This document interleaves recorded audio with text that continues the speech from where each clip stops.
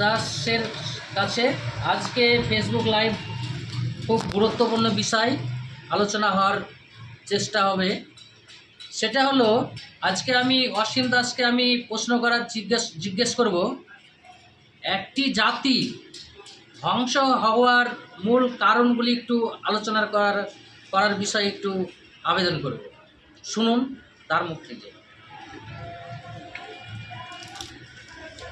কোনো জাতিকে ধ্বংস হওয়ার মূল কারণ হচ্ছে সেই জাতির মনীষীর মূর্তি ভেঙে দাও। মনীষীর মূর্তি ভেঙে দিলে সেই জাতির প্রতিক্রিয়াটা ফলো করো। যদি কোনো প্রতিক্রিয়া না হয় তাহলে বুঝতে হবে সেই জাতি ধ্বংসের দোরগোড়ায় দাঁড়িয়ে আছে। তো আজকে যে বুলডোজার চলছে খুব দুঃখজনক, খুব বেদনাদায়ক।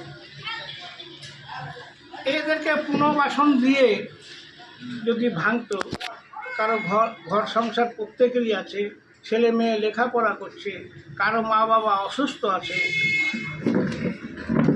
এসব কথা না ভেবে একদম নির্বিচারে, মানে শাসকের কাজ হচ্ছে, সরকারের কাজ হচ্ছে মানুষকে বাঁচার গ্যারেন্টি দেওয়া, নাহলে শাসকের কাজ হয়ে গেছে মানুষের মরার গ্যারেন্টি পাক্কা করা।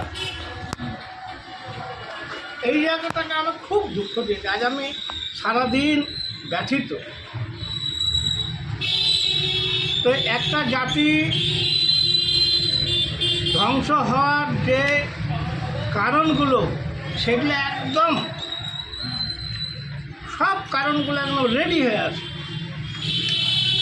আজকে আমাদের মধ্যে বাঙালি জাতীয়তা বোধ যদি থাকতো, আজ আমরা divided and rule policy, Hindu মুসলিমে যদি ভাগ না হতাম, মাল্টি পার্টি, টু পার্টিতে যদি ভাগ না হতাম, তাহলে এই বুলডোজার চালানো সম্ভব ছিল না।